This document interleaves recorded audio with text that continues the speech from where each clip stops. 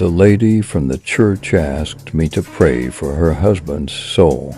I said, "Of course. When did he die?" And she answered, "Tomorrow." No child should die alone. That's why I decided to let my son invite some friends over. Someone started having a coughing fit at my workplace. The problem is that I work alone in a morgue. Never knock on your door from the inside at dawn. The devil can knock on the outside. These macabre stories and others that can't be told on the channel, you'll see in the Cursed ebook. The link is in the comments. Buy it now.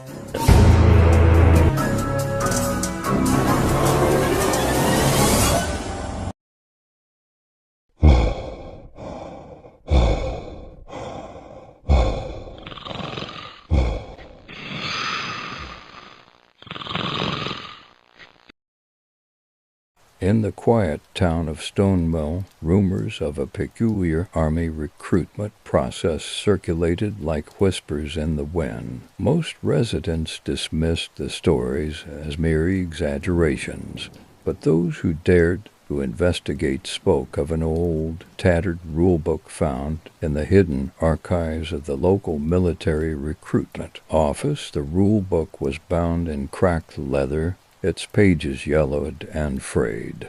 According to the whispers, this book contained more than just standard regulations. It was said to hold obscure rules and warnings that only the initiated would understand. Many who joined the army without reading it reported strange occurrences, their lives unraveling in inexplicable ways. The recruitment office itself was a dilapidated building, shrouded in an aura of neglect. The dimly lit room, filled with faded posters of bygone wars, had a single desk where an elderly recruiter sat, his eyes always wary. New recruits were hurriedly ushered in, their attention diverted from the dusty bookshelf in the corner. One recruit, a curious young man named Derek, couldn't shake the feeling that something was amiss. As he waited for his enlistment paperwork, he noticed the old rulebook sitting inconspicuously on the shelf. Despite his growing unease,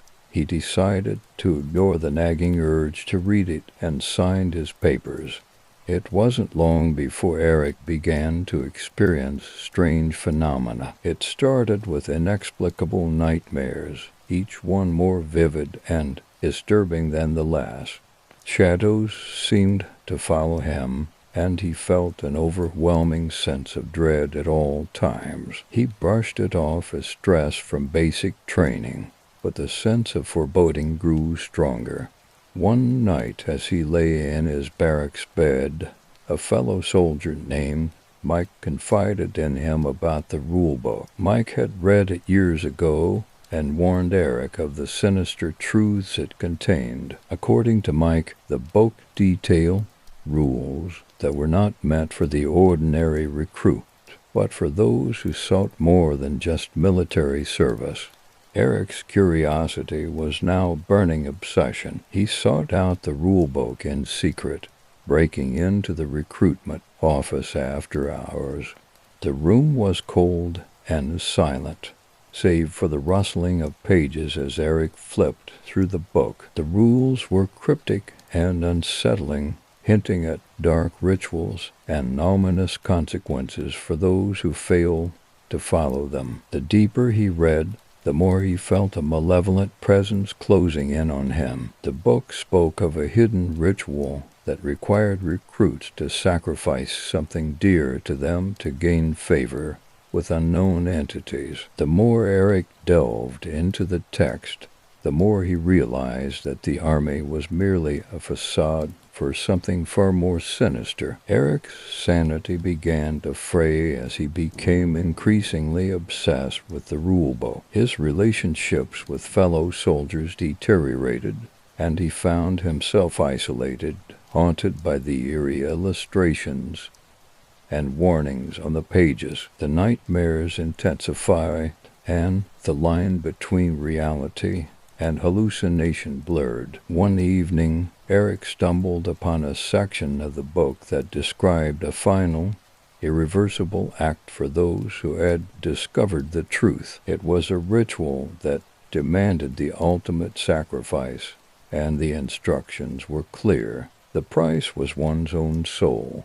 Eric's heart raced as he realized the gravity of what he had unearthed. In a moment of desperation, Eric attempted to destroy the book, hoping to rid himself of the dark influence it held over him. But as he burned the pages, a chilling laugh echoed through the room, and he felt a cold, grasping force pulling at his very essence. Eric's disappearance was swift and complete. The recruitment office was searched, but the rule book was nowhere to be found. The townspeople were left with only the haunting stories of a recruit who had ventured too far into the shadows. To this day, the office remains abandoned, and the rule book's existence is debated among those who dare to speak of it. Some say the book is cursed, others believe it's a test of will, but one thing is certain: the forgotten rule book holds secrets that should never be unearthed, and in Stonemill, the echoes of Eric's fate serve as a chilling reminder to always read the rules before joining the army or face the consequences of not knowing what lies beyond. Until next time, thank you